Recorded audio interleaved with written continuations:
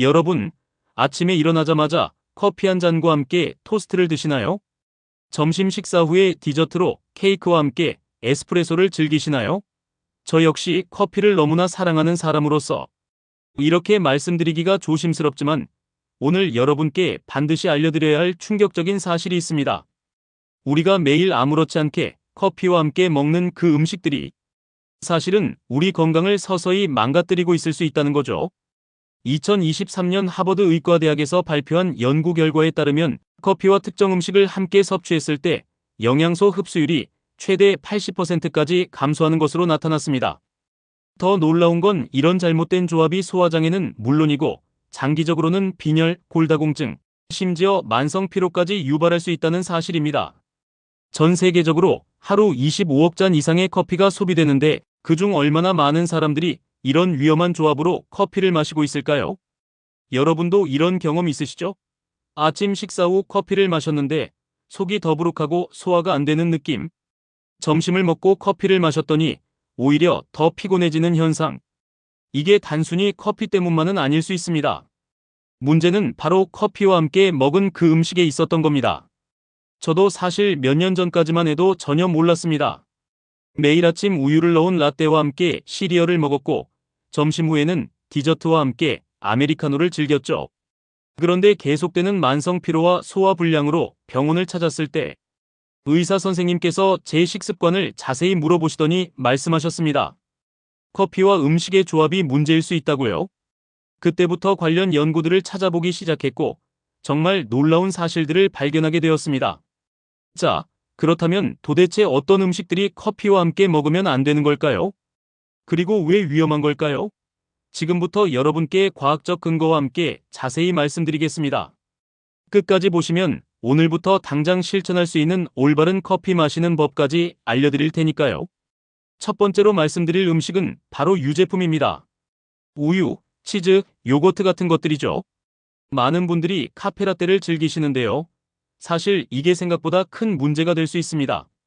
덴마크 코펜하겐 대학교의 2022년 연구에 따르면 커피의 타닌 성분이 우유의 칼슘과 결합하면 칼슘 흡수율이 무려 65%나 감소한다고 합니다. 특히 여성분들의 경우 골밀도 저하 위험이 높아지는데 폐경기 여성 200명을 대상으로 한 연구에서 매일 우유와 함께 커피를 마신 그룹은 골다공증 발생률이 43%나 높았습니다. 그런데 여기서 더 심각한 문제가 있습니다. 유제품 속 카제인 단백질이 커피의 클로로겐산과 만나면 소화가 매우 어려운 복합체를 형성한다는 거예요. 이게 위장에 부담을 주고 속쓰림과 복부 팽만감을 유발합니다. 실제로 위험 환자 150명을 조사한 결과 80% 이상이 커피에 우유를 넣어 마시는 습관이 있었다고 합니다. 두 번째는 철분이 풍부한 음식들입니다. 시금치, 적색육간, 콩류 같은 것들이죠. 특히 빈혈이 있으신 분들은 꼭 주의하셔야 합니다. 영국 킹스 칼리지 런던의 연구팀이 발표한 놀라운 결과를 보면 커피와 함께 철분이 풍부한 식사를 하면 철분 흡수율이 최대 80%까지 감소한다고 합니다. 커피 속 폴리페놀 성분이 철분과 결합해서 체내 흡수를 방해하기 때문이죠. 특히 비엠철, 그러니까 식물성 철분의 경우 흡수율이 원래부터 낮은데 커피까지 마시면 거의 흡수가 안 된다고 보시면 됩니다. 채식주의자 300명을 대상으로 한 연구에서 식사 직후 커피를 마시는 그룹의 73%가 철분, 결핍성 빈혈 증상을 보였습니다.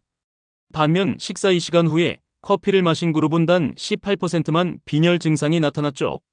그렇다면 철분이 필요하신 분들은 어떻게 해야 할까요? 식사 전후 최소 2시간은 커피를 피하시는 게 좋습니다. 특히 생리기간이나 임신 중, 그리고 성장기 청소년들은 더욱 주의가 필요합니다. 세 번째로 말씀드릴 음식은 바로 곡물과 빵류입니다. 아침에 토스트나 베이글과 함께 커피 드시는 분들 정말 많으시죠? 저도 예전에 그랬으니까요. 하지만 일본 도쿄 대학교 영양학과의 연구에 따르면 이런 조합이 혈당을 급격히 올린다고 합니다.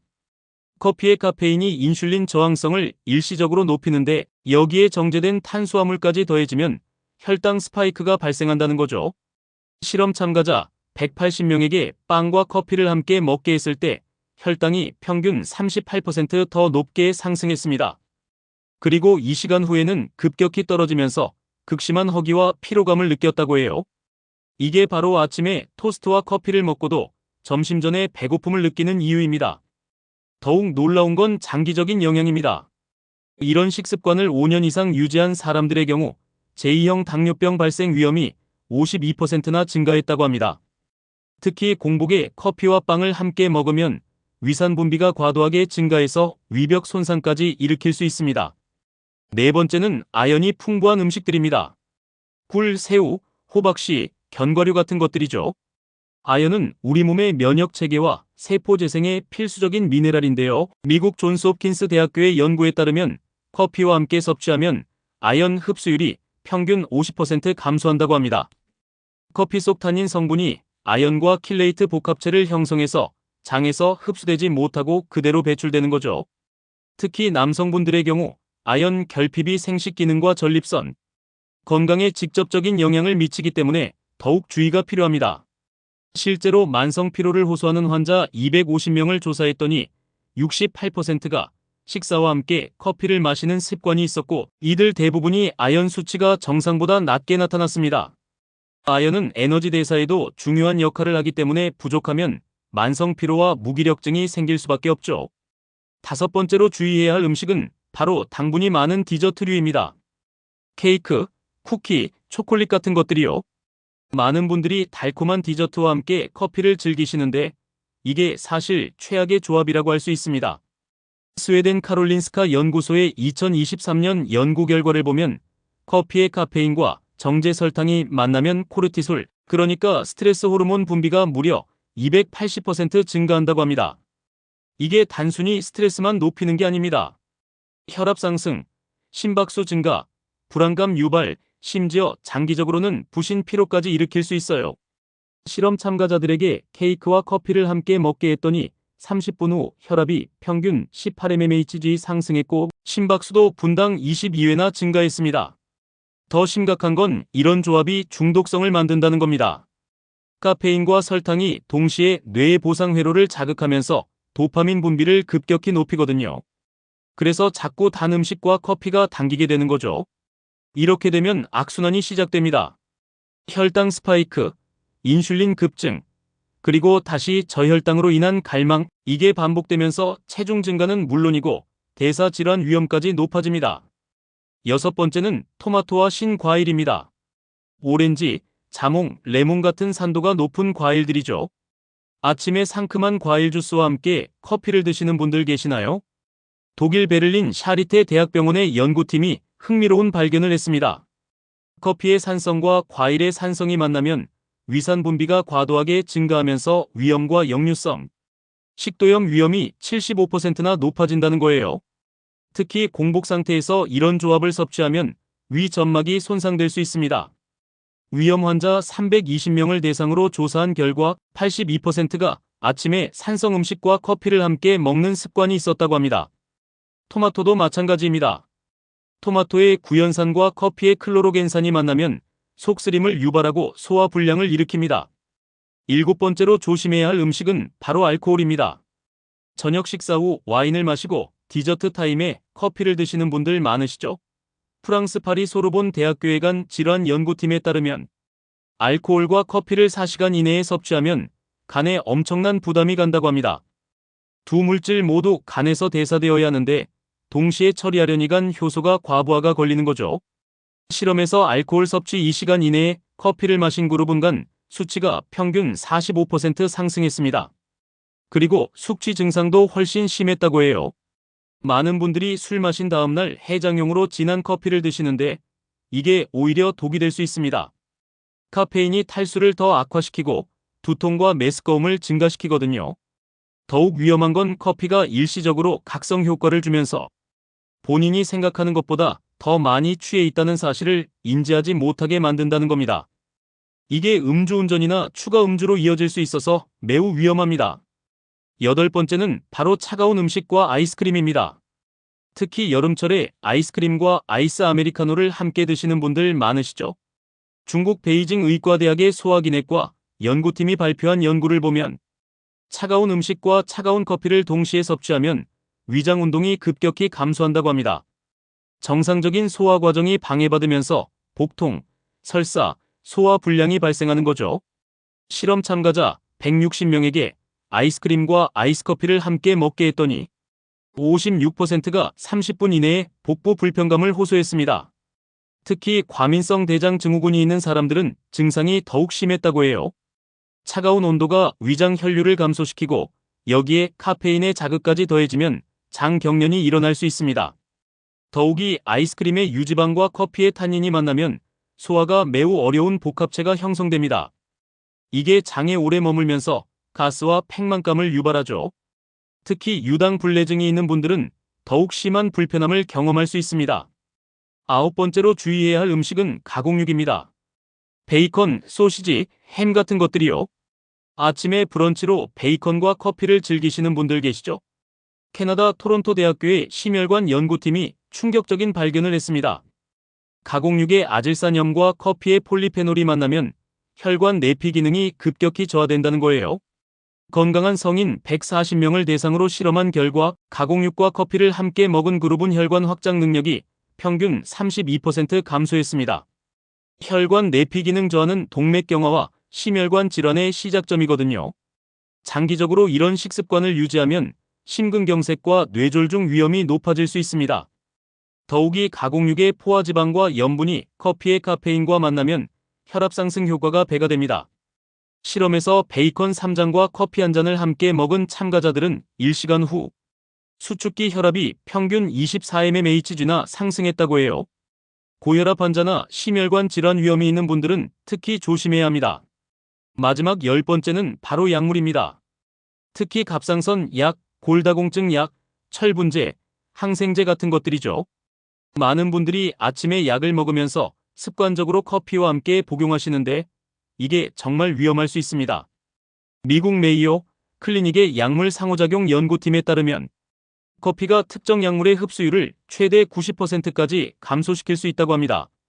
특히 갑상선 호르몬제인 레보티록신의 경우 커피와 함께 복용하면 약효가 거의 나타나지 않는다고 해요. 갑상선 질환 환자 280명을 조사했더니 약을 커피와 함께 먹는 그룹은 호르몬 수치가 정상화되지 않았습니다. 최소 1시간 이상 간격을 두고 복용해야 한다는 거죠. 골다공증 약인 비스포스포네이트도 마찬가지입니다. 커피의 산성이 약물 흡수를 방해하고 위장 장애를 더 심하게 만들 수 있어요. 철분제는 앞서 말씀드린 것처럼 커피와 함께 먹으면 거의 흡수가 안 됩니다. 항생제 중 일부는 커피와 만나면 부작용이 증가하거나 약효가 과도하게 나타날 수 있고요.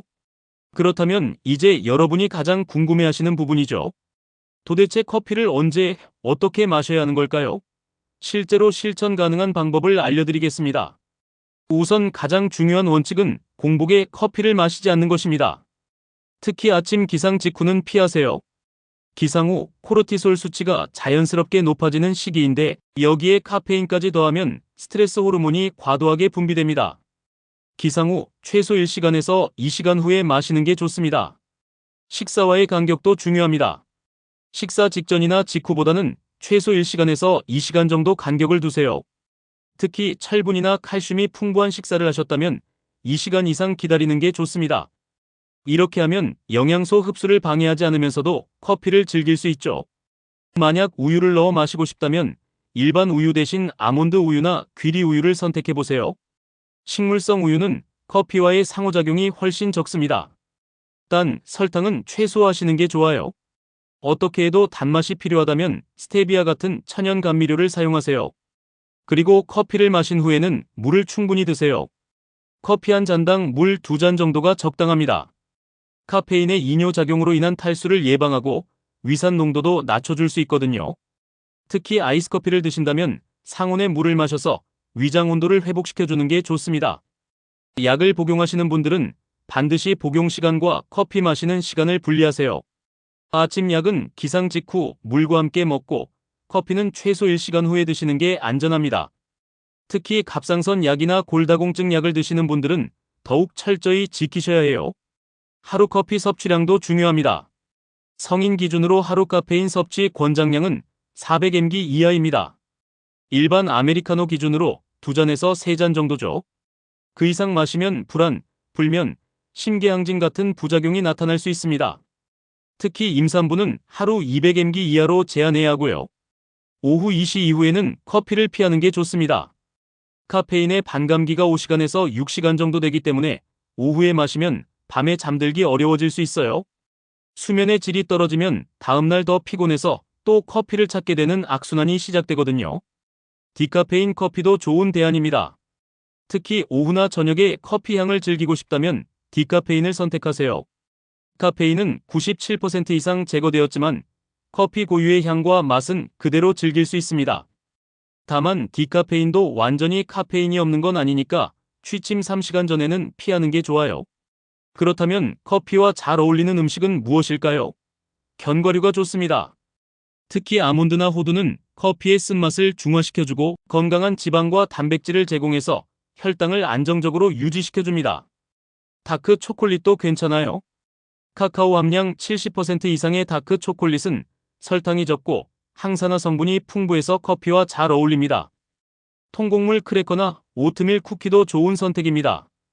정제되지 않은 탄수화물은 혈당을 천천히 올리기 때문에 커피와 함께 먹어도 급격한 혈당 변화가 없어요. 단, 버터나 크림이 많이 들어간 건 피하시고요. 이렇게 말씀드리고 보니 실천하기 어려워 보이시나요? 걱정하지 마세요. 처음부터 완벽하게 할 필요는 없습니다.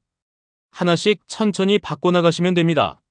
우선 일주일 동안 여러분의 커피 마시는 패턴을 관찰해 보세요. 언제 마시는지, 무엇과 함께 먹는지 기록해 보는 거죠. 그러면 본인에게 맞는 개선 방법이 보일 겁니다. 첫째 주에는 식사 직후 커피를 마시는 습관부터 고쳐보세요. 식후 30분만 기다렸다가 마시는 것으로 시작하세요. 둘째 주에는 그 간격을 1시간으로 늘려보고요. 셋째 주에는 커피와 함께 먹는 간식을 바꿔보세요. 달콤한 쿠키 대신 견과류나 다크 초콜릿으로요. 그리고 본인의 몸 상태를 잘 관찰하세요. 속쓰림이 줄어드는지, 소화가 잘 되는지, 오후에 덜 피곤한지 체크해 보는 겁니다. 대부분의 사람들이 2주에서 3주 정도면 눈에 띄는 변화를 느낀다고 해요. 저 역시 이렇게 습관을 바꾼 후 만성 소화불량이 사라졌고 오후 피로감도 훨씬 줄어들었습니다. 특히 빈혈이 있으신 분들은 더욱 주의 깊게 실천하시길 바랍니다. 철분제를 드시고 계시다면 아침에 물과 함께 드시고 커피는 점심 이후에 마시세요. 그리고 철분이 풍부한 식사를 하신 날에는 커피를 좀 줄이시는 게 좋습니다. 이렇게 3개월 정도 지속하면 혈액검사 수치가 개선되는 걸 확인하실 수 있을 겁니다. 골다공증이 걱정되시는 분들, 특히 폐경기 여성분들은 우유를 넣은 라떼보다는 블랙커피를 드시되 칼슘 섭취는 별도로 챙기세요. 아침에 칼슘이 풍부한 식사를 하시고 커피는 오전 10시에서 11시 사이에 드시면 좋습니다. 그리고 저녁에는 칼슘 보충제를 물과 함께 드시고요. 당뇨가 있으시거나 혈당 관리가 필요하신 분들은 공복커피를 절대 피하세요. 반드시 식사 후에 마시시고 단 음식과의 조합은 완전히 끊으셔야 합니다. 대신 시나몬 가루를 조금 넣어보세요.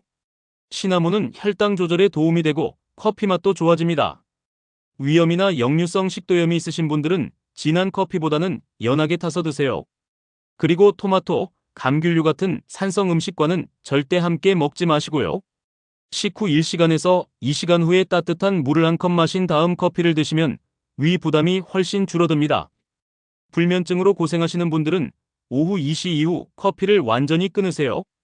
처음에는 힘들 수 있지만 일주일만 참으면 수면의 질이 확연히 좋아지는 걸 느끼실 겁니다. 오후에 졸릴 때는 커피 대신 짧은 산책이나 스트레칭을 해보세요. 혈액순환이 좋아지면서 자연스럽게 각성 효과를 얻을 수 있습니다. 고혈압 환자분들은 하루 커피 섭취량을 2잔 이하로 제한하세요. 그리고 가공육, 짠 음식과는 절대 함께 먹지 마시고요. 커피를 마실 때는 물을 충분히 마셔서 나트륨 배출을 도와주는 게 중요합니다. 그런데 여기서 정말 중요한 사실 하나 더 말씀드릴게요. 개인차가 있다는 겁니다. 우리 몸은 카페인을 대사하는 속도가 사람마다 다릅니다. 유전자 검사를 해보면 CYP1A라는 유전자가 카페인 대사 속도를 결정하는데요. 빠른 대사자는 하루 4잔을 마셔도 괜찮지만 느린 대사자는 1잔만 마셔도 부작용이 생길 수 있습니다.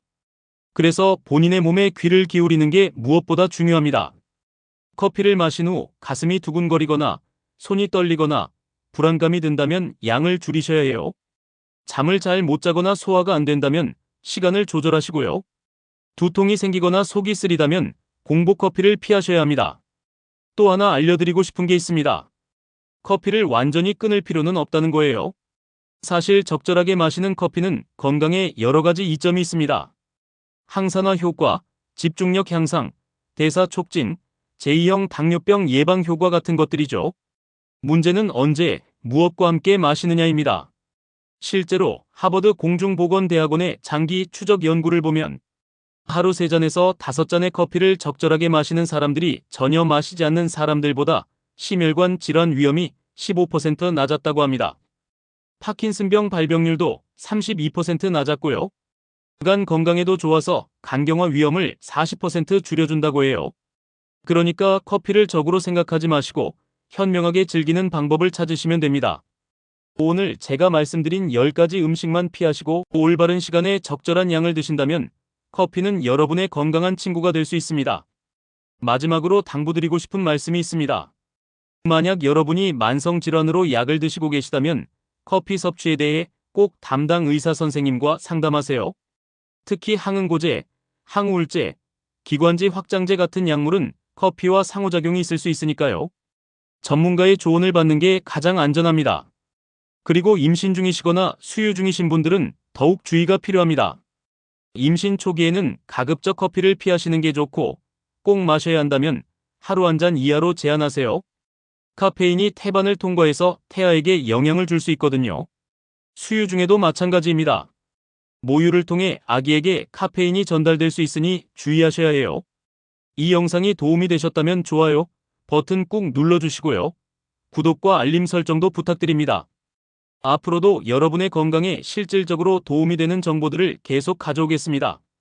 여러분의 건강한 하루를 응원합니다. 커피를 현명하게 즐기시면서 더욱 활력 넘치는 삶을 사시길 바랍니다. 댓글로 여러분의 경험도 공유해주세요. 어떤 변화를 느끼셨는지, 어떤 어려움이 있으셨는지 함께 나누면 서로에게 큰 도움이 될 겁니다.